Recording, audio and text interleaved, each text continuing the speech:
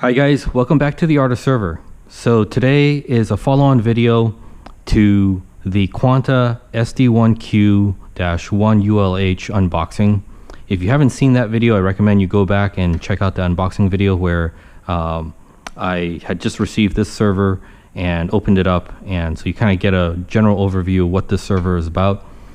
Today I would like to get into the details or the internals of this machine to see how it actually works. If you recall from the unboxing video, this has a very unique tray system that holds 12 3.5-inch hard drives, as well as 4 2.5-inch 7mm thick SSDs at the bottom of the front bezel here. And by the way, when I did the unboxing, I was missing this one tray, and contacted the vendor, and they immediately sent a replacement for me. So all is well there. All right. So anyway, before I get into this in more detail, I just wanted to mention again that since I had a really good experience with this vendor, I really liked the way they were packing the servers. And like I said, mine came missing with this, missing this tray. They gave me zero hassle at all. As soon as I contacted them, they said, no problem, we'll send you one out immediately. And I got it, I think, in 2 days or something like that. So anyway, I had reached out to them, and we set up a promo code for you to buy. If you're interested in buying this server, check out the link in the description and use the promo code. You can get $50 off, and you'll also be supporting my channel. So anyway, just want to mention that before we move on. But yeah, definitely today I want to get into the sliding tray mechanism just to see how that works. I've seen it in other types of systems, not a server, but more of like a JBOD chassis that has pull-out trays. And I wanted to kind of take a look at how that works in this system as well. And we'll also take a look in the motherboard section to see what kind of hardware we have and how that's all set up as well. I'm not sure I'll get to it. I don't know how long this video is going to take, but I'd really like to update the firmware and BIOS on the system just to kind of get it ready. So hopefully we'll get there, but no promises. I'm just, kind of seeing where this goes today. So, all right, so let's go ahead and open up this machine and take a look inside some more. All right, first thing we're going to do is open up the motherboard tray. And so in order to do that, basically this panel slides out towards the rear, and you have to press down on this button here and just slide it right out, just like that. And it comes right out. So during the unboxing video, we didn't actually take a look at what was underneath here. So I'm going to do that today. Go ahead and remove the fan shroud. We've got 4 DIMM slots here. It looks like it's dual channel based on kind of the coloring scheme. And there's a SATA port. Remember, this and that SATA port are connected to this rear drive tray over here. Let's see, yeah, these. So, but what I'm really curious about is what's underneath here. And it looks like this can be removed with one screw here, and looks like another screw over there. So I'm gonna go ahead and remove this screw.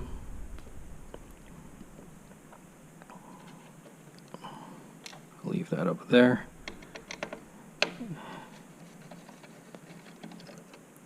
All right, so that looks like it's loose, and I'm hoping that you just kind of pull this up, perhaps. All right, so yep, there we go. And I've got, I think the SAS cables are connected here. Yeah, let's see if I can pull these out. So these are SFF 60 or 8643 connectors. All right, so these go to the front trays, or the expander actually. So these run through here and connect over here to, I believe this is the expander. And anyway, we're gonna take a look under here and open this up some more to kind of get a better look at that. But I think this is a SAS 3008 LSI IT mode controller.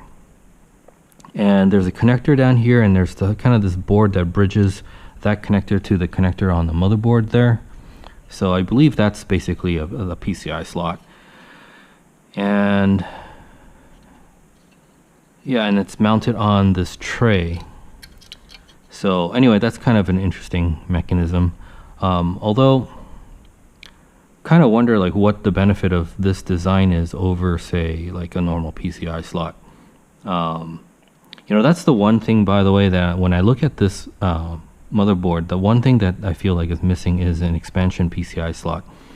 They have these special like kind of mezzanine style slots, and there's one for the 10 gig NIC that's right here, and then there's that slot for this SAS controller, but there really is no other expansion capability, and I really feel like that's kind of a shame, because that would really add a lot to a system like this. So like I've mentioned before, I think this is going to be great as a storage system, but if I wanted to add, say, like a QAT accelerator for ZFS, I really don't have that possibility. If I wanted to run VMs with this and wanted some GPU addition, I really don't have that possibility either. So yeah, if it just had one additional PCI slot, I think that would have been great. But anyway, and there are also motherboards that have SAS controllers like this built on. So now this is kind of a proprietary form. You can see the motherboard, the main board is like right here. It's basically half. And then there's this other part that is plugged in through a connector, actually. So it's like two boards plugged in together like that. So it doesn't look like this is going to fit like a standard size motherboard of any kind. So yeah, I think it wouldn't be a straightforward task to say like replace this with a, you know, mini ITX type of motherboard or anything like that. But anyway, let's go ahead and put this back in.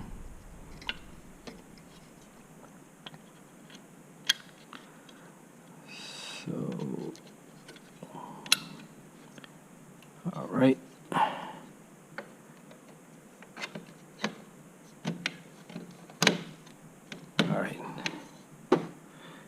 And just screw this back in.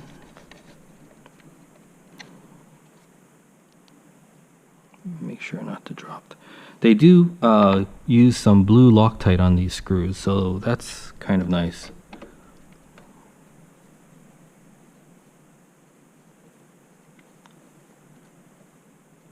All right, so we got that all plugged back in. There really isn't that much more.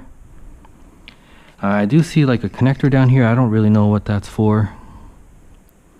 But yeah, there's really not a whole... Oh, you know what? Right here, I see it says press fit right there. So that's actually a slot, or I don't know what you call it, but location to add a dual SFF 8643 connector, just like the one you saw here. So I bet there must be an option where this board can be replaced with one that has an onboard SAS controller already or something like that. At least there's a spot for something like that. That would have been kind of cool, actually. And I wonder if that would free up this for some other type of mezzanine card that you could put in there. I don't know if that's really an option, but it just looks like there's a spot for an SFF 8643 dual connector right there. So if that were the case, that would be kind of nice. Like if you could replace this, for example, with a external SAS controller, then you could also not just use this as a storage control, a storage server by itself, but you could also attach it to an external DAS or a JBOD chassis and drive additional storage out of the same controller. Yeah, so yeah, that's really, you know, the more I think about this, really, I mean, it's a nice, very compact machine, and I really love the tray mechanism. But the one thing that really kind of feels a little bit lacking is the limited expansion capability. But all right, so we've taken a look at that. There's really, I don't think, much more to go with. I'm not going to bother trying to remove the motherboard or anything like that to see what's underneath it. But let me go ahead and put this back here. And the main thing I really want to check out is what's underneath here with, you know, that allows that tray mechanism to pull out. So I see a couple of screws, or more than a couple. I see 4 screws here, and I see one screw there and one screw there. So let's go ahead and remove those and see what we find. One thing I'm noticing is this chassis is not very rigid. You can see I'm just pressing down on the fans, and the bottom floor of the chassis is flexing quite a bit.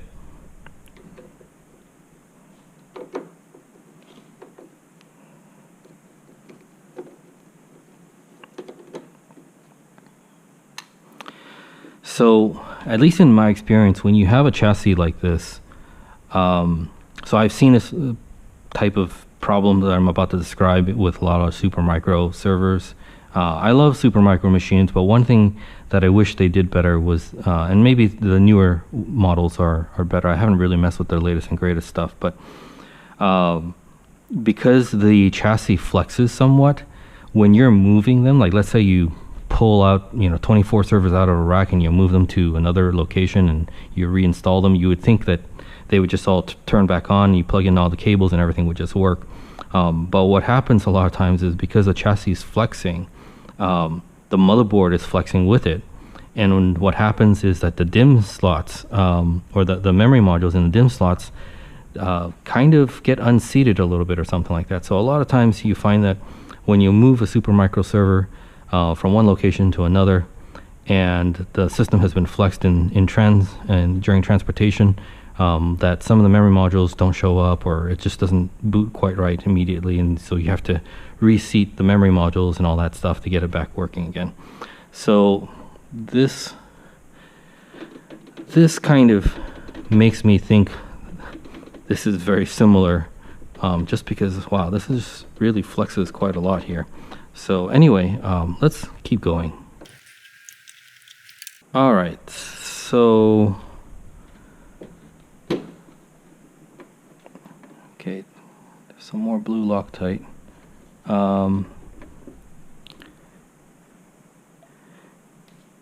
It looks like there's a little bit of space right here, so I'm guessing, you know what, I bet this slides in order for me to, because it doesn't come off like that immediately after moving the screws. I don't think there are any more screws, but I'm gonna try sliding it this way. Okay, yeah, I kind of suspect that. So see this gap right here? So that kind of gave me the clue that this probably slides. Yeah, and then I'm going to say that then it comes off. All right, there we go. Now we can kind of see the whole mechanism. So here are the 12 3.5-inch trays. Let me try to move this tray and see how this mechanism works. All right, so looks like the expander board moves with the whole tray. And so, okay, check that out. So as I'm pulling the tray out, there's this kind of like, I don't know what you call it, but like a track that has the cables inside that allows the system to fully, I think that's as far as it'll go. So yeah, so the SAS connectors right here go in here, and it looks like it goes into this channel that's at the bottom of the tray or the chassis here, goes out here and then comes out. Let me move this just to kind of take a look here. So it looks like, all right, so there's one cable I think is just power. This looks like it's power because it's going towards the power distribution board. And this other cable, I bet, yeah, so this other cable is the SAS cable that plugged into the SAS controller we looked at just earlier. And they're using these little cable management twist tie things. That's interesting. I haven't seen that in the server before. I know where you can buy these for doing cable management for like a normal desktop PC, but I've never seen that used in a server before. So anyway, this is kind of an interesting mechanism here. So the cable, so this is just a really long cable, but it's wrapped inside this this mechanism here that allows it to kind of extend as you pull out the tray. And I'm betting that that's the SAS expander, moves with the tray itself. So, and just looking inside, there are some rollers here that I guess help with the tray. I can see that can be really useful because when the tray is fully loaded up, so you can see these rollers here catch that rail there. And okay, let me put this back over here.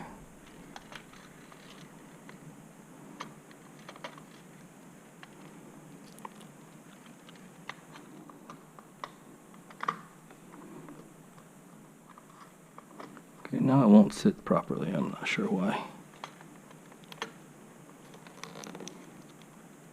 All right, there we go.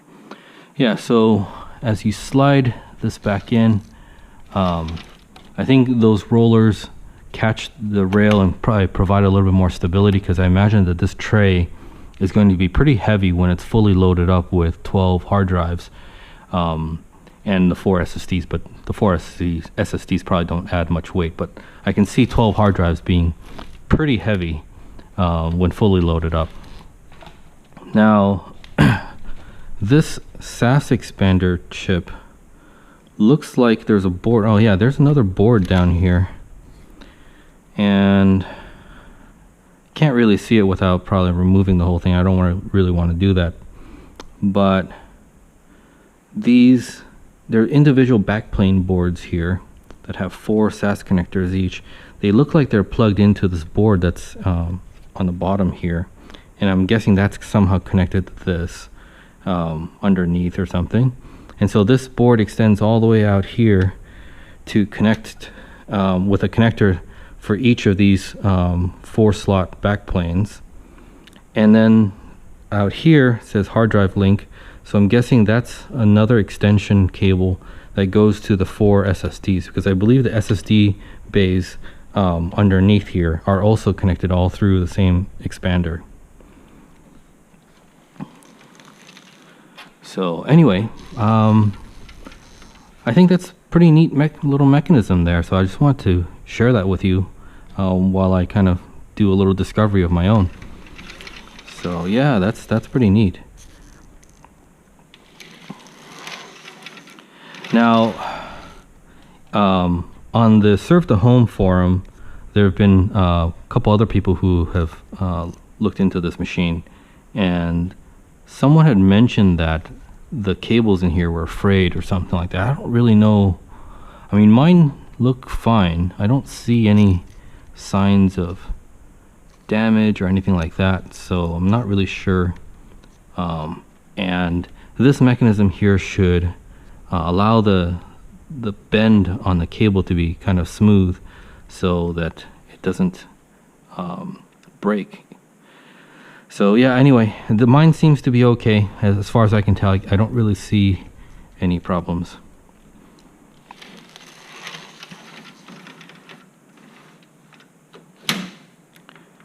All right.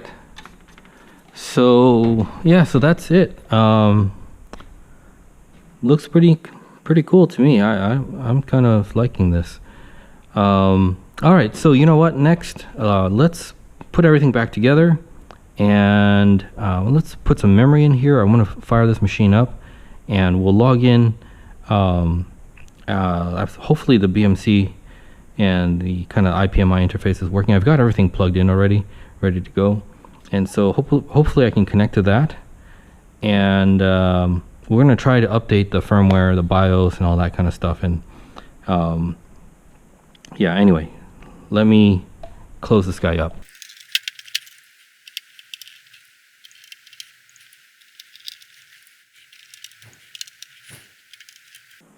Alright, so before I close up the motherboard area, we gotta install some memory in here if we want to boot this machine. Have my DDR4 testing kit here. So I think I've got a few 16 gigabyte modules. Yep, 16 gigabytes of these. should work.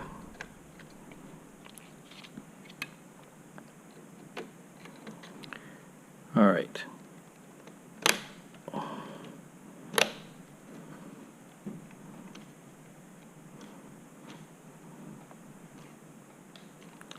All right, so we got those in.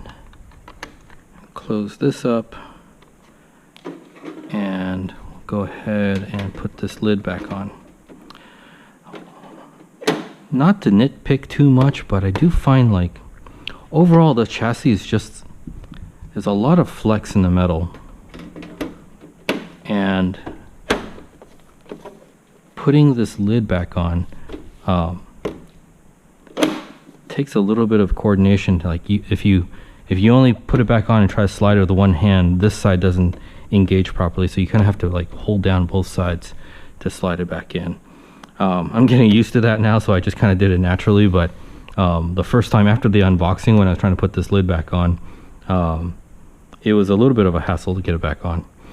All right, so we got memory in here. I'm going to go ahead and power this guy on, and I know several of you have asked about what the noise level is of this guy, so I'm going to go ahead and plug in the power right now, and I'm going to set up the decibel meter to be exactly 1 foot in front of this machine. That's kind of my standard of how I measure noise, and so that way you have something to compare to that's kind of consistently tested the same way. So let me go ahead and set up the sound meter, and then we'll turn this on. You guys can kind of see what kind of noise this machine makes. All right, guys, so I have the decibel meter set up here, and it is exactly 1 foot in front of the front bezel of the server. So this is kind of the same test I did with the R710, and it'll be the same kind of standard noise level test that I'm going to use throughout any of my videos where I do this kind of measurement. So so that way you can kind of compare them. Let's go ahead and turn this thing on.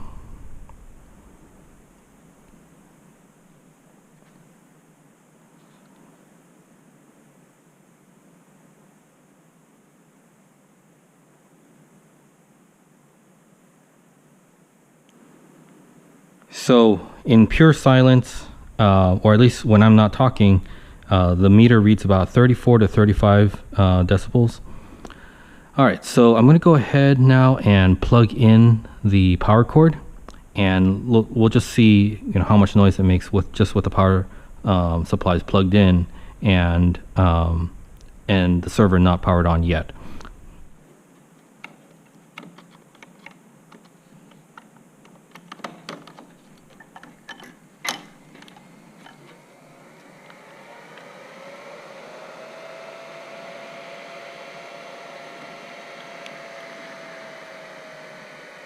So the power supplies are plugged in, the fans for the power supplies are spinning up, so they're making some noise, and the server is not on yet, but the power supplies by themselves do make some noise here. So with the power supply just plugged in, you can see that the meter was reading maybe about 1 to 2 decibels higher. Earlier when I wasn't speaking and everything was off, it was about 34 to 35.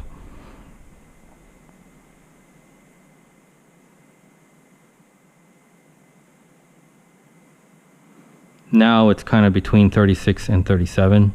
So the power supplies by themselves do make a little bit of noise. Let's also take a look at the power consumption. So again, the system is not powered on yet. It's just the power supplies are on. So the BMC and that type of stuff is probably powered on, but the server itself is not on yet. So they're both set on watts, and one is reading about 10.5 watts.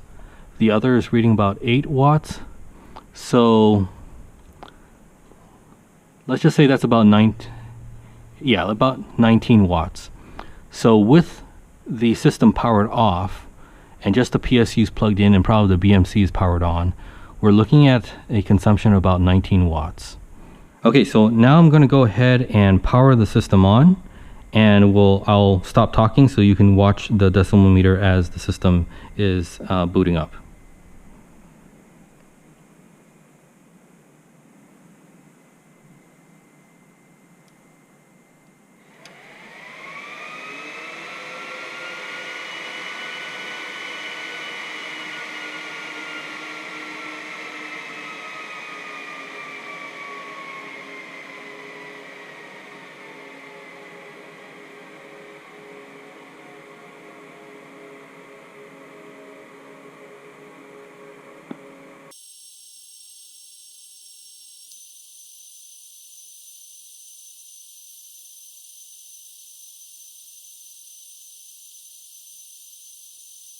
All right, guys. So as you just saw in the meter, when I first powered it on, it was very loud.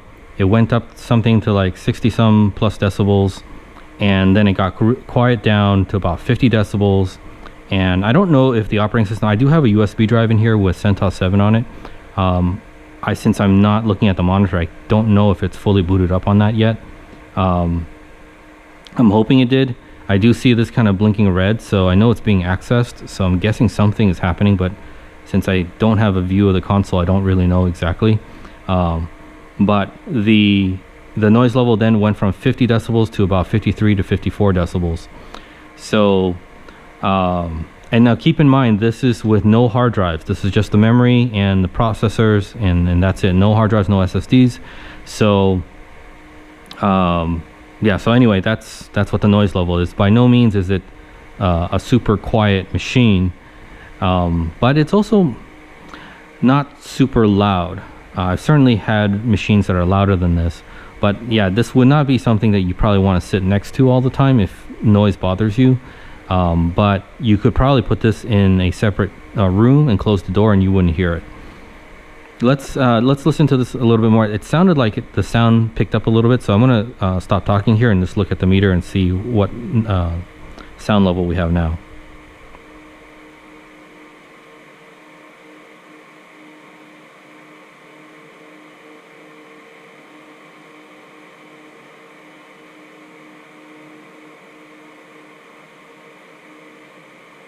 Okay, so it's still hovering around 53 to 54 decibels. Let's go ahead and look at the power consumption. All right, so each one of these kilowatt units are plugged into one of the power supplies, and I have both of them plugged in. And so we're looking at, it's fairly evenly distributed across both power supplies. And we're looking at about 70 watts total. And so this is at idle. Now again, I don't really know if operating system is fully loaded, because once you have an operating system loaded, it can enable some of the power saving features of the processor.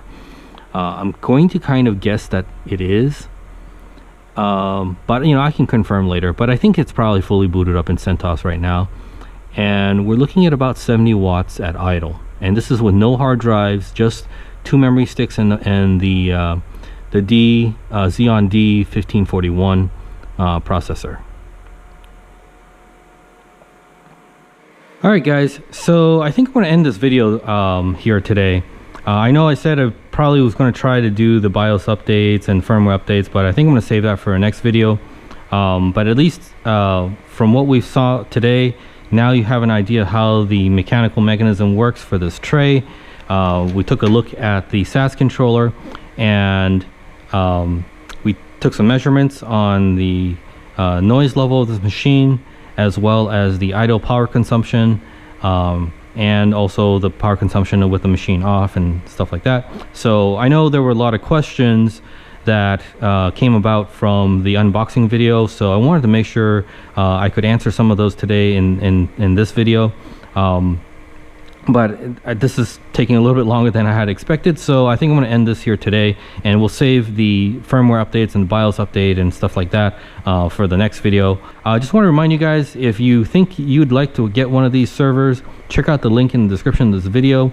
There is a discount code that you can use. It's ArtofServer50. You will get $50 off this machine, and also help support my channel. So if you're thinking, hey, this is looking pretty good to you and you want one, click on the link in the description here. So anyway, I hope you guys liked this video. If you did, please make sure to give me a thumbs up, and be sure to subscribe if you're new to this channel. There'll be plenty of interesting videos on this server, as well as a couple other projects I'm working on here. So anyway, thanks for watching today, and have a good day. Bye-bye.